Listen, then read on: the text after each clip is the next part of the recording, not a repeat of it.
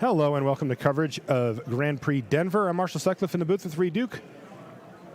We're ready for day two action here, Reed, where we've got two undefeated players. There were 5 of them overnight of our 1,500-plus player field. And these are 2 of them. Of course, only one of them will walk away with an unblemished record from here. And we've got what will be one of the matchups that we're going to see.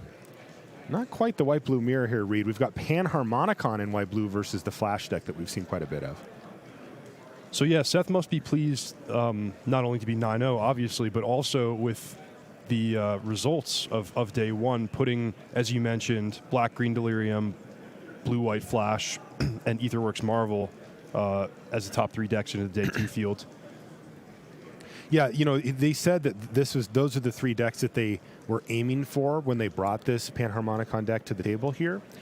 And their main concern was running into a bunch of aggressive decks on day 1 that maybe wouldn't last the day.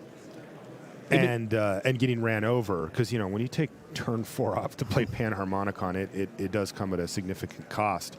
But now they feel like they're really well set up in day 2, especially with good records. Seth obviously being the best at 9-0 here. It makes a lot of sense to me because blue-white, the color combination, has natural strengths against Aetherworks Marvel in Spell Queller and its other counter spells. And Seth and his teammates, their take on the deck is basically to make it geared more heavily for the late game, more card advantage, more combos. So that should give it an advantage against the slower black-green decks, of course. And I predict an advantage in the pseudo mirror match here if the game stalls out and stagnates a little bit.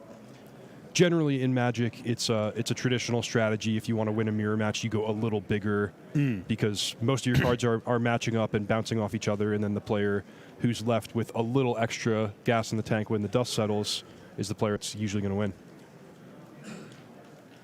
In the meantime, a decent start from both players here.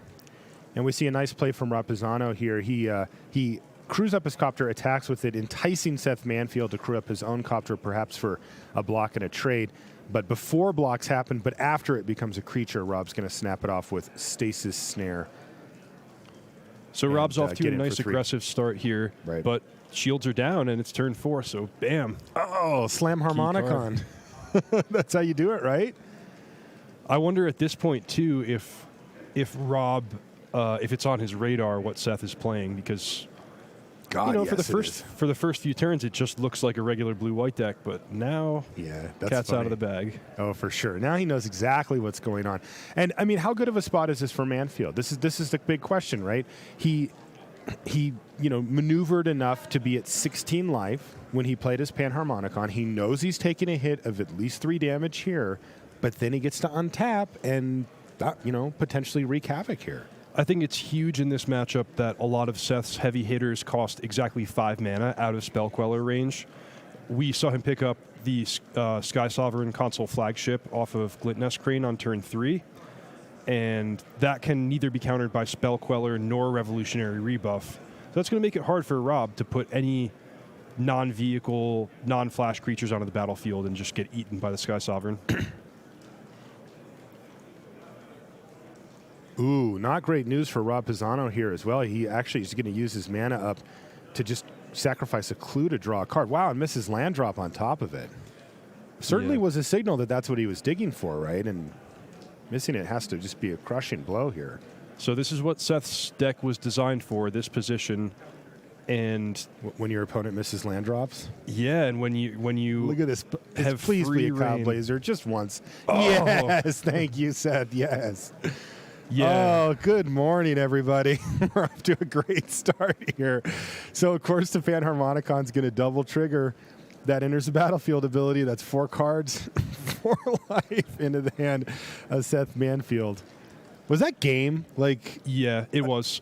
I think Rob's only hope from that position was to cross his fingers that Seth did not have Cloud Blazer in his hand, and then maybe you can fight through the Sky Sovereign, run him out of gas, and his draw will stagnate a little bit. But having just drawn 4 fresh cards, we know that Seth has both Cloud Blazer and 3-Bit Inspector and Glintnest Crane in his deck. All of these cards will help him draw into more, and things are just going to spiral out of control. Rob did find land number 4 with his draw step, but as you can see by the hands on the head gesture there, he knows he has a lot of work to do to try to beat this Panharmonicon. Yeah, what would normally be his best play here, Gideon, it's just useless in the face of a Sky Sovereign that's going to double trigger for 6 damage to planeswalkers and creatures. He immediately cashed it in for an emblem in this case, Reed, allowing him to get in with the Copter and putting Seth the decision of if he'd like to take 4 or chump block with a Glint Nest Crane or something. He's just going to take it and go to 13. Man, is there any better feeling of untapping the turn after you've just drawn 4 fresh cards? The world is your oyster. You can do anything you want. There is not. Ancestral Vision leaps to mind. Yeah. End of turn Sphinx's Revelation. Oh, God. That's what this double Cloud Blazer is, right? It's Sphinx's Revelation, gain 4, draw 4. Yeah, and you even get a creature. Mm-hmm. I mean, you do have to have a Panharmonicon. So you did end up dumping 9 mana into that, but hey.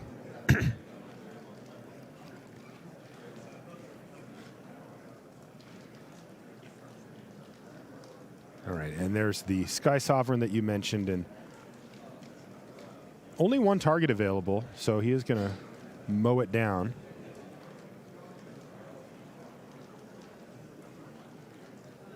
And he'll only get single triggers off of it when he goes to attacks. But still, Sky Sovereign, very powerful just on its own. It's not just a abuse with Panharmonicon. Yeah, that's a card that's been remarkable in my standard experience. Just how devastating it is on a variety of board states against a variety of opponents. 5 is a fairly key mana cost, as I was getting at earlier in the round.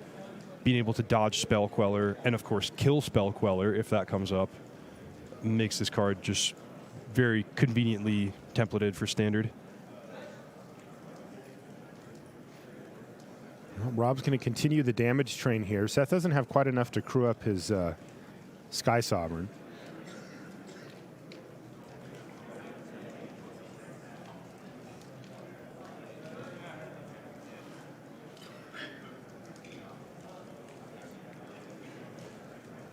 Seth last turn opting for an attack for 3 rather than leaving back creatures to make the Sky Sovereign available as a blocker. Yeah, good point. I wonder why he chose to trade damage there. Curious as well.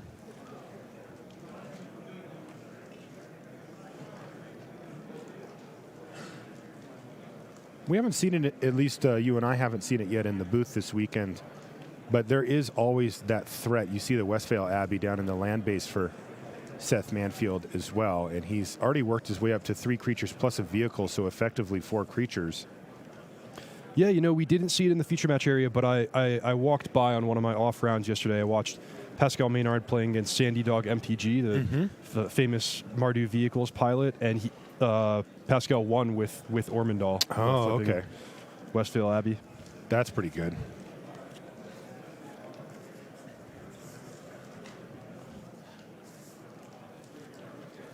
Well, here's one for Seth Manfield. This could certainly change the way the game plays out. He's got an Eldrazi Displacer. He's going to use it to crew his Sky Sovereign immediately.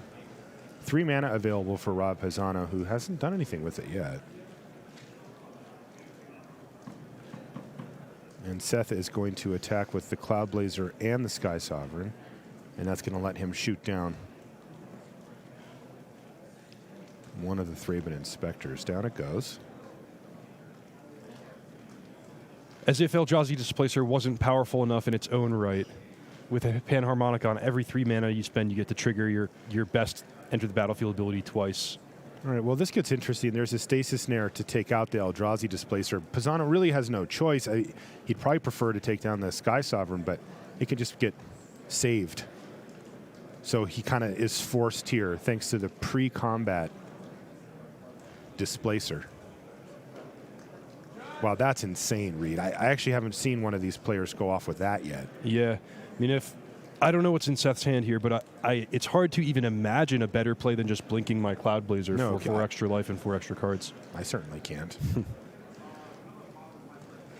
What are you doing, Seth?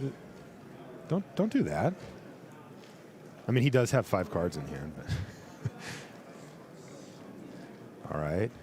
Yes. Yes. All right. Oh, man. Seth, I love you, buddy. This is great.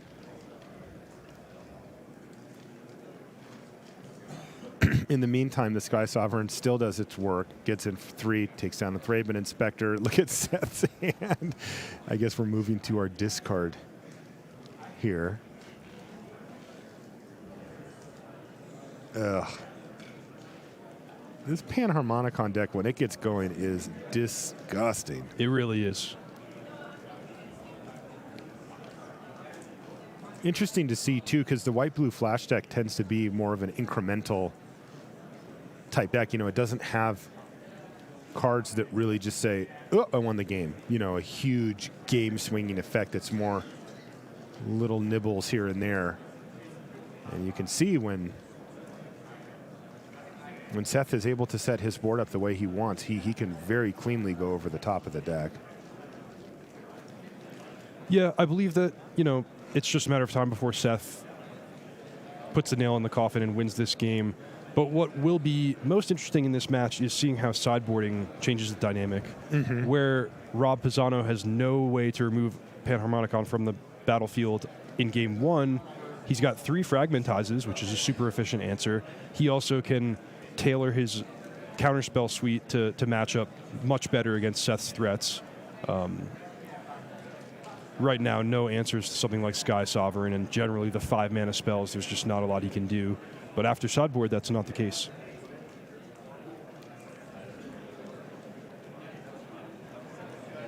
So that was a Glint Nest Crane there, triggering 75 times. Yep. Letting Seth Manfield just churn through his library looking for artifacts. Pretty soon, Seth will just know the entire contents of his library from putting everything at the bottom of Glint Nest Crane. That's funny.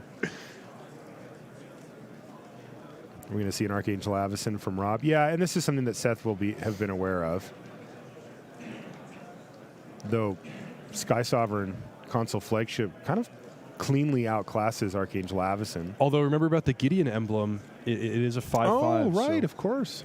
if not for the 15 cards in Seth Manfield's hand, that might have... and that's the thing, right? We We can't be surprised by that. He had a Stasis Snare. Of course he had a Stasis Snare. He knows that Rob has something there, and Archangel Avacyn's the scariest of the options. Yeah. All right. Well, that's going to be game 1. Like you said, it wouldn't take long for Seth Manfield to leverage multiple Cloud Blazer double triggers. And sure enough, that was the case, and he is able to take down game 1 from Rob Pisano. Rob is... Take a deep breath and dive into that sideboard. Like you said, I'm really curious to see how well players are equipped to attack this Panharmonicon deck.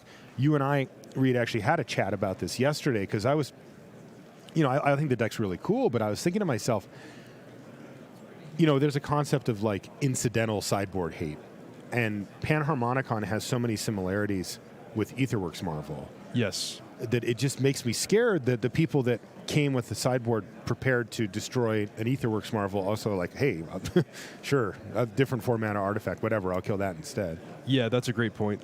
4-mana artifacts should not be surprising anyone at this tournament. Take a look at Tyler Hewley. He's playing against Steve Rubin. These are 2 more of our undefeated players. We have 5. And as you can see, we've got these 2, and then our main match are 4 of the 5, the 4 that are all undefeated playing against each other, which means that our last undefeated player, of course, is playing down.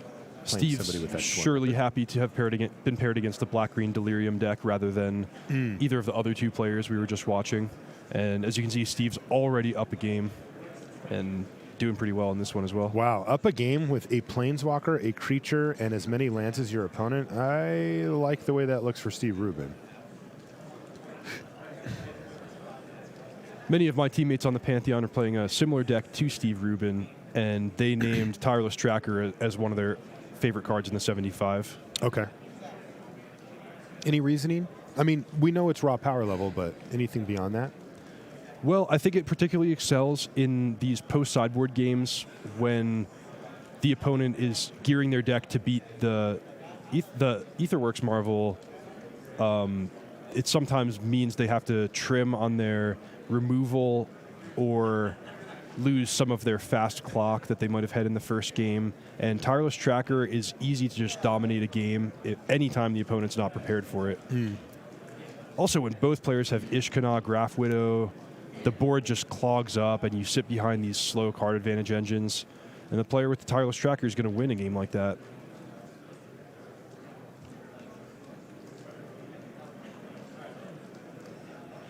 Looks like a pair of Ulamogs in hand for Ruben. Yeah, so he can't be too happy about that. Not Yeah. only are those quite far from being castable, but also no longer in his library to hit with the Marvel. Ruben's going to jam for 5 here, it looks like. Yeah, the rest of the cards in his hand are Ishkanah, Graph Widow, and he's also got a Vessel of Nascency. I love this, using Chandra's mana ability Cool. to good effect. You don't see that one as often, but there you go. No, I think that's one of the subtle strengths of the card. I mean, 2 free mana is an extremely powerful ability, as we've learned in virtually every Magic format across history. So even though that's not the first move you often use with the Planeswalker or the most flashy one, having that option really increases Chandra's stock. Wow, it really does. Steve Rubin able to have a very productive turn there thanks to that. Without it, it would have looked a lot worse. It would have been a Vessel, maybe crack it. Yeah. Here's a Mind Rack Demon now for Tyler. Looks like he is safely at Delirium.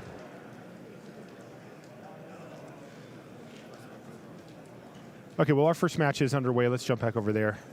We'll let this one play out.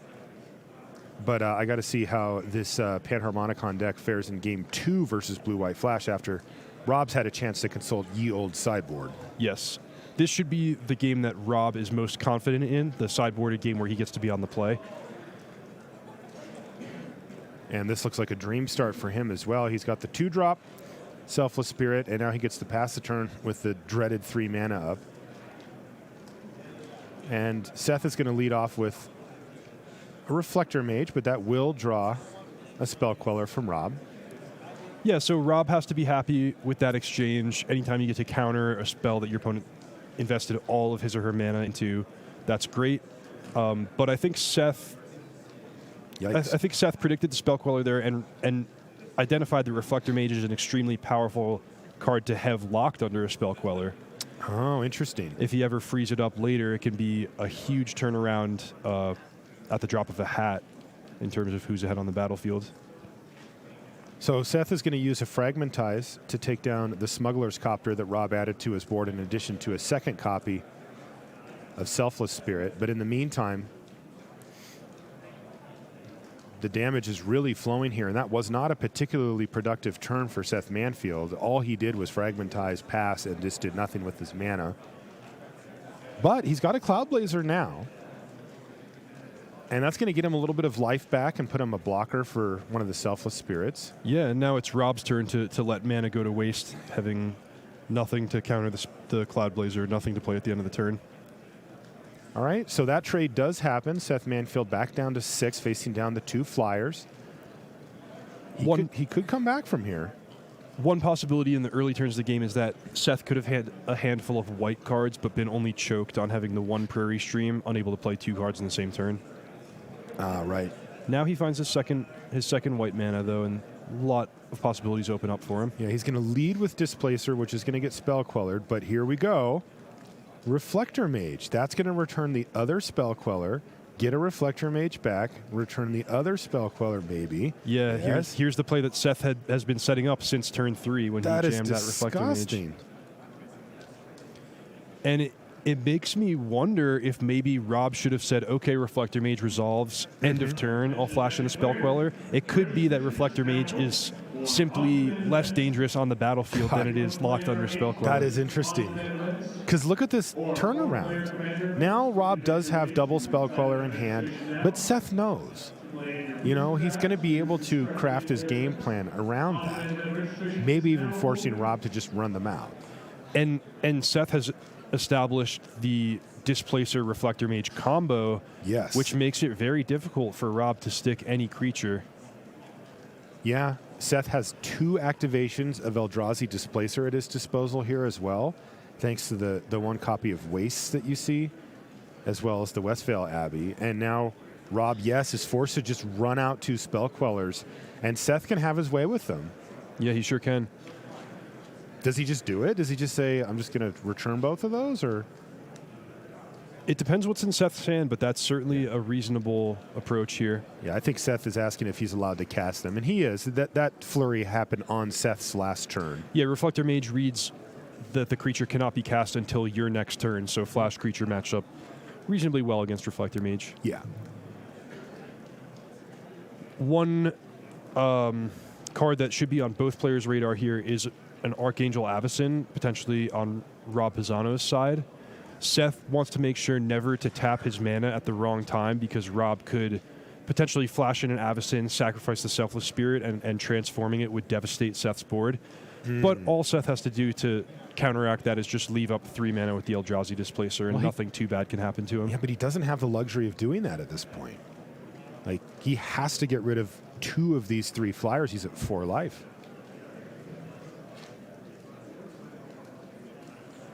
I mean, he can wait. Oh, look at this. Deep in the tank for Manfield. Yeah, we've seen this posture from Seth Manfield before. Uh-huh. This is the Feels Bad Man, or no, not Feels Bad Man.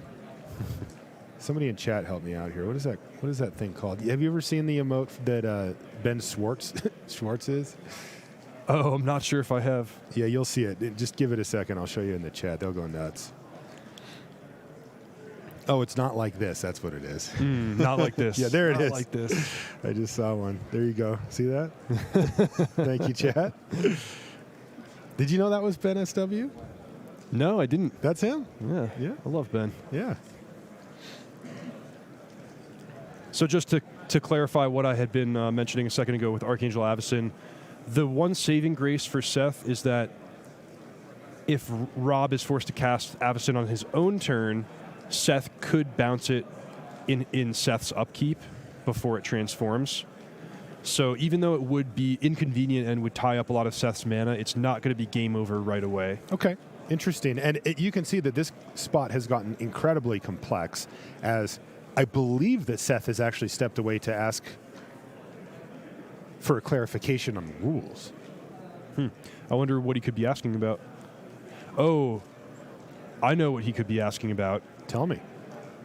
If Rob cast 1 spell queller, it resolved, then he cast the other, Seth might be asking if he can displace Rob's existing spell queller and force it to counter the other spell queller. Oh, but what it really says is that you can't cast it, right? Well, this is aside from the Reflector Mage. The Reflector Mage is a separate issue, which Seth could also be asking about. I'm not too sure. But, yeah, go ahead. I get you now. Spell Queller is a mandatory trigger. Right. It must counter a spell when it enters the battlefield if there's a spell on the stack that can be countered. So Seth could use this to his advantage. One of the subtleties of this situation is the players may not have been 100% clear whether the first spell queller had resolved or whether Rob was just casting. Well, I guess either way it's the same thing. One spell queller has to resolve before the other. Yeah. Very bizarre situation. This is crazy. I'm glad we have former world champion Seth Manfield navigating this situation for us, because he'll show us what the best play is. Well, I'm glad we have you in the booth.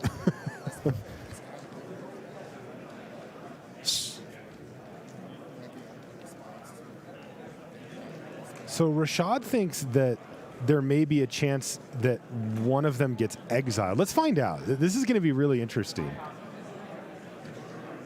Seth is definitely on the same line of thinking that you were on, Reed, where he's like, wait a minute. All right, so one of them is going to resolve. That has already happened, in fact. what about the next one? Spell Queller is templated in the old way, where if you blink it in response to its ability, the spell can be exiled permanently. So there's a lot of subtlety here, and Seth's going to have to navigate it exactly the way he wants to in order to get the desired effect. And as cool as this is, you made the point a second ago that Seth has to answer 2 of these 2-power flyer creatures, or he's going to be dead on Rob's turn. It's also just it's just very iffy taking 2. I mean, he still has a lot of work to do here to Seth Manfield. We don't know exactly what the players are talking about, but it could just be clarifying the timing that the 2 spell quellers were cast.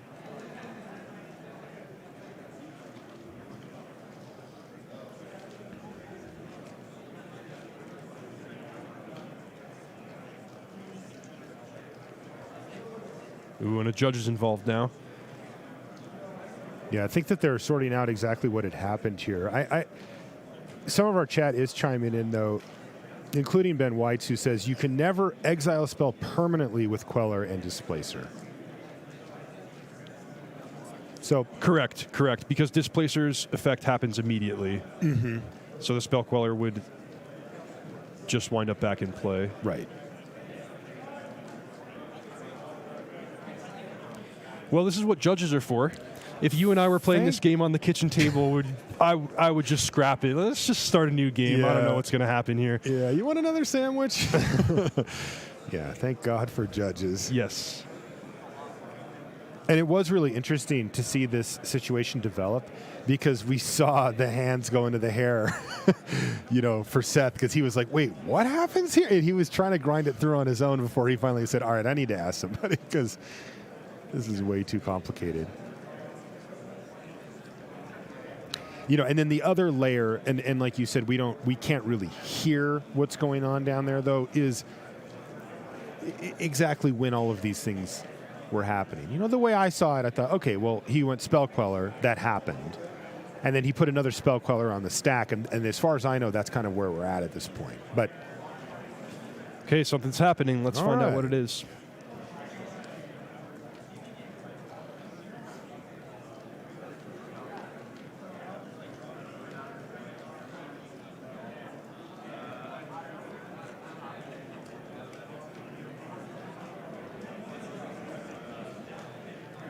Okay, so Seth looks to be targeting his Reflector Mage. Bouncing Selfless Spirit. Okay. He's got a Stasis Snare, too. Okay, so at the end of the day, nothing super flashy. He ended up just returning his Selfless Spirit and eating up one of the Spell Quellers. Wasn't able to do anything super tricky there, and Seth still finds himself in a similar position that we were just describing. He's facing down a 2-powered flyer, more or less tapped out, and he's going to fall down to 2 life here. Yeah, with all the crazy possibilities that could have happened there, Seth elects for a simple way to make sure that he's not going to die. But man, that's a cool situation, and it was a little, honestly, past my processing capabilities. I'll have to sit down and think that one through after the round. Yeah, that's a tough one in the booth, because if you and I just walked through it step by step, we could figure it out, I'm sure. But the problem is we never know when the action's going to restart, and if we're halfway through our process, it's a little awkward to just stop. So I usually opt for, at the moment, to let our fine judge staff work through it, and then we'll just observe. Right, especially not knowing what the players are talking to one another about. It can be... We can get sort of lost in our own thoughts. By the way, this has gone horrifically for Seth Manfield since that sequence.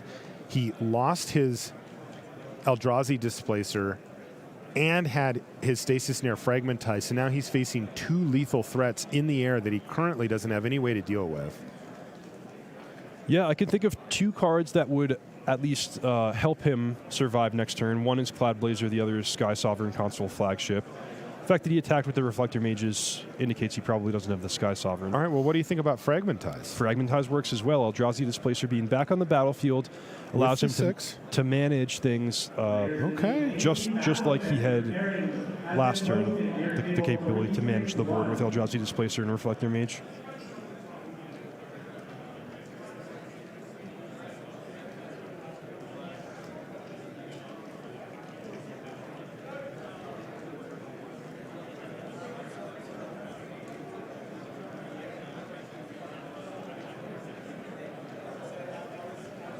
Okay, he's going to Reflector Mage away both of the Spell Quellers here.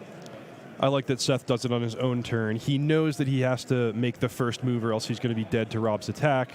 So he might as well do it while Rob's mana is tapped so that nothing bad can happen in response. Right. He just doesn't have to worry about it that way. Rob cannot cast his Spell Quellers at this point. This is a close one here. Seth chipping in for 2 damage last turn to knock Rob down to 11. But clearly way behind in any type of damage race scenario. Now Rob's the one with his hand on his head going, okay, Seth, I'm not going to let this one slip away, am I? Selfless Spirit he is allowed to cast. Yep, that had been Reflector Mage 2 turns ago. Mm-hmm.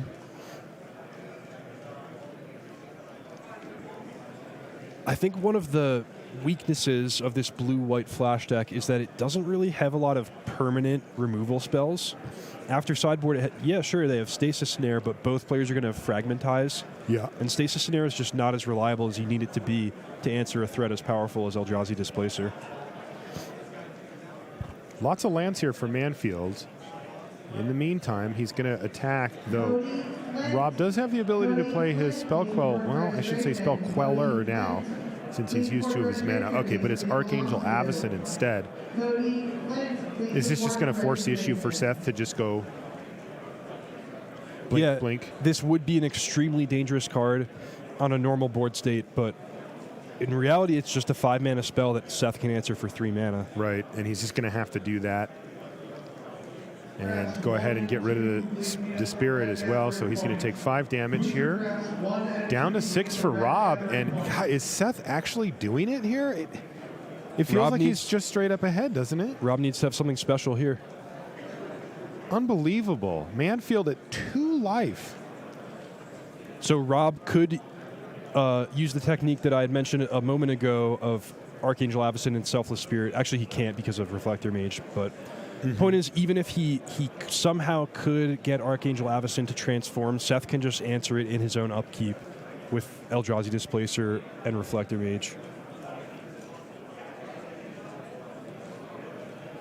That's right. Looks like barring a board Wow. sweeper. Seth Manfield improves to 10-0 with a rather unorthodox win there. No Panharmonicons to be seen. Just doing the Eldrazi Displacer Reflector Mage thing, Reed. Great stuff. Every game we watch with this deck, we learn another cool interaction, another cool combo that they've built into it. Man, Seth's tough. Yep. He is tough. He looked so dead at a couple of sequences there. But that combo was so powerful. And the fact that he had that Fragmentize to protect it, that was really the key. Because remember, that one turn, I mean, Rob had lethal threats in the air and killed the Eldrazi Displacer, and still Manfield found his way out of it. Really impressive stuff. Yeah, you don't get to 10-0 by giving up easy. No, I guess not. All right, that's going to do it for our live coverage here in round 10. We'll be back, though, after these messages.